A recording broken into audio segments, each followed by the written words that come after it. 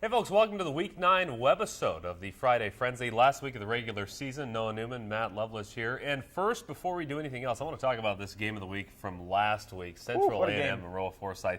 It didn't disappoint. What were your thoughts on that one? It was a great game. You know, it lived up to expectations. Usually when you have a game with that much hype, that many people going there, and all those storylines, usually falls flat, which we thought it was in the third quarter when Maroa went up by 17 points or 3 scores, whatever it was. And A&M came all the way back. There's a slight chance that those two teams can meet in the 1A playoffs if Maroa goes down to 1A. We'll find out Saturday. Yeah, we'll find out tomorrow on the pairing show. But one thing I've been saying all year about that Central A&M team, if you want to beat them, you better be way ahead in the fourth quarter.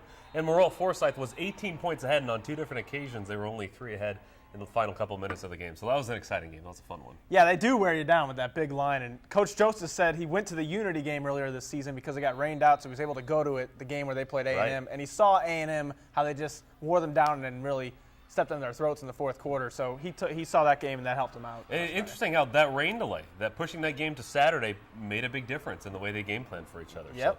So, interesting to watch that. All right, we have a couple games this week. No marquee matchups like that, but a really meaningful one I'm looking at in Argenta, Tuscola, Argenta, Oriana. A couple of bubble teams, as we're calling them. A couple of teams that hope to get into the playoffs here. Argenta's on the right side of the bubble with 5 wins.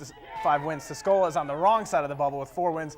They haven't missed the playoffs in, I don't know the exact number, but I know it's early 90s since they missed the playoffs. They're going to miss the playoffs if they lose tonight. It's a must-win for them. Right. And then our game of the week, Arcola at Cerro Gordo. Arcola is actually one of those bubble teams. Cerro Gordo going for a perfect end to their season. Yeah, it'd be their first undefeated season since 1972, undefeated regular season. They're going for it. Arcola has a lot to play for, 4-4, like you said.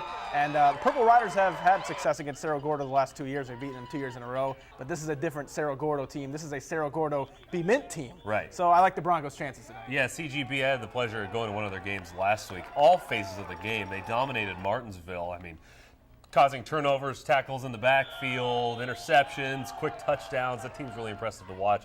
It'll be interesting to see where all the seeding goes. I know we're excited for tomorrow to see how the IHSA pairing show goes. And like you said, teams could shift divisions. Royal Forsyth, Central A&M, who knows, could be an early playoff game. That's the biggest one I'm looking at, where Maroa is in 1A or 2A. Also interested to see if Shelbyville's 5 wins are enough. They'd get 6 wins if they beat Unity tonight, but if not, are 5 wins enough for them? We'll find out tomorrow. Yeah, it'll be an interesting one there. All right, make sure to watch us tonight on the Frenzy about 10:15 here on WAND.